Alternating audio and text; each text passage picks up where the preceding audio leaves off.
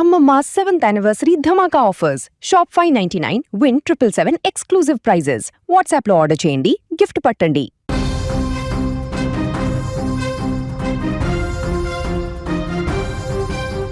అర్ధరాత్రి పాకిస్తాన్లో అల్లకల్లోలంగా మారింది. బాంబు పేలుడు ధాటికి అక్కడ 15 మంది పోలీసులు చనిపోయినటువంటి ఘటన ఒక్కసారిగా పాకిస్తాన్లోని తాజా పరిస్థితులకు అద్దం పడుతుంది.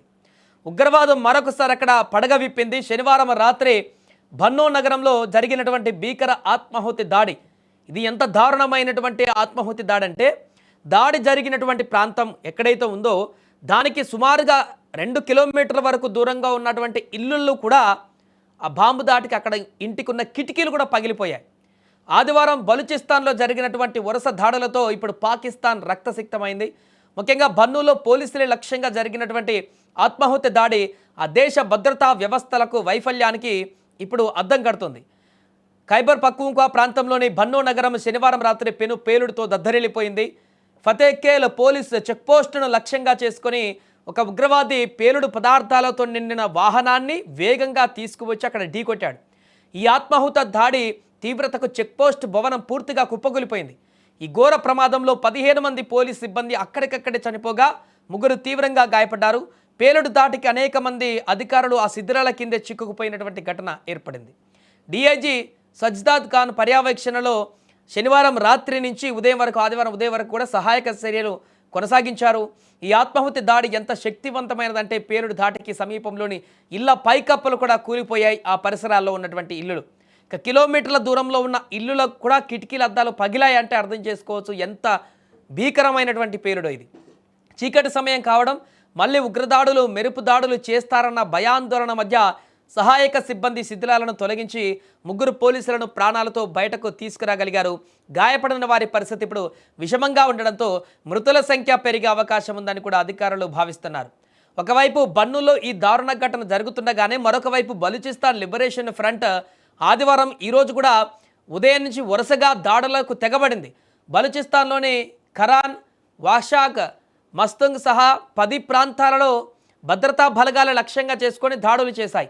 ఈ ఘటనల్లో 10 మంది పాకిస్తానీ సైనికులు, 4 రాష్ట్ర ఏజెంట్లు మరణించినట్టుగా బిఎల్ఎఫ్ ప్రకటించింది. సైనిక స్థావరాలు, కాన్వాయ్లపైన రాకెట్లు, గ్రెనేడ్ లాంచర్లతో విరుచుకుపడ్డామని ఆ సంస్థ వెల్లడించింది. మే 3న కూడా ఖరాన్ నగరంలోని ఎఫ్సి చెక్పోస్ట్ పైన రాకెట్లతో దాడి చేసినట్లుగా తెలిపిన బిఎల్ఎఫ్ తాజాగా ఆయుధాలను స్వాధీనం చేసుకోవడంతో పాటు నిఘా కెమెరాలను ధ్వంసం చేశామంటూ కూడా పేర్కొంది. ఉగ్రవాదుల దాడుల అనంతరం పాకిస్తానీ బలగాలు ఆవేశంతో సమీపంలోని పౌరులపైన విచక్షణ రహితంగా కాల్పులు జరిపారని, హెడ్ క్వార్టర్స్లో క్వాడ్ కాప్టర్ల సహాయంతో తమ యోధులను వెంబడించే ప్రయత్నం చేశారని కూడా బిఎల్ఎఫ్ ఆరోపించింది. వరుస దాడులతో పాకిస్తాన్ రక్షణ వ్యవస్థలు ఇప్పుడు అతలాకుతలం అవుతున్నాయి. ఒకవైపు ఆర్థిక సంక్షోభం, మరొక వైపు ఉగ్రవాద ముప్పులతో ఆ దేశం ఇప్పటికే అట్టుడికిపోతున్నటువంటి సందర్భం నెలకొంది. ముఖ్యంగా పోలీసులను, సైన్యాన్ని లక్ష్యంగా చేసుకొని జరుగుతున్న ఈ దాడులు పాక్ అంతర్గత భద్రత పైన తీవ్ర ప్రశ్నలను లేవనెత్తుతున్నాయి. ఖైబర్ పఖ్తూన్ఖ్వా ముఖ్యమంత్రి సోహెల్ అఫ్రీది దాడులను తీవ్రంగా ఖండించినప్పటికీ క్షేత్రస్థాయిలో ఉగ్రవాదుల అరాచకాలను అరికట్టడంలో ప్రభుత్వం విఫలమవుతుందంటూ కూడా విమర్శలు వ్యక్తమవుతున్నాయి.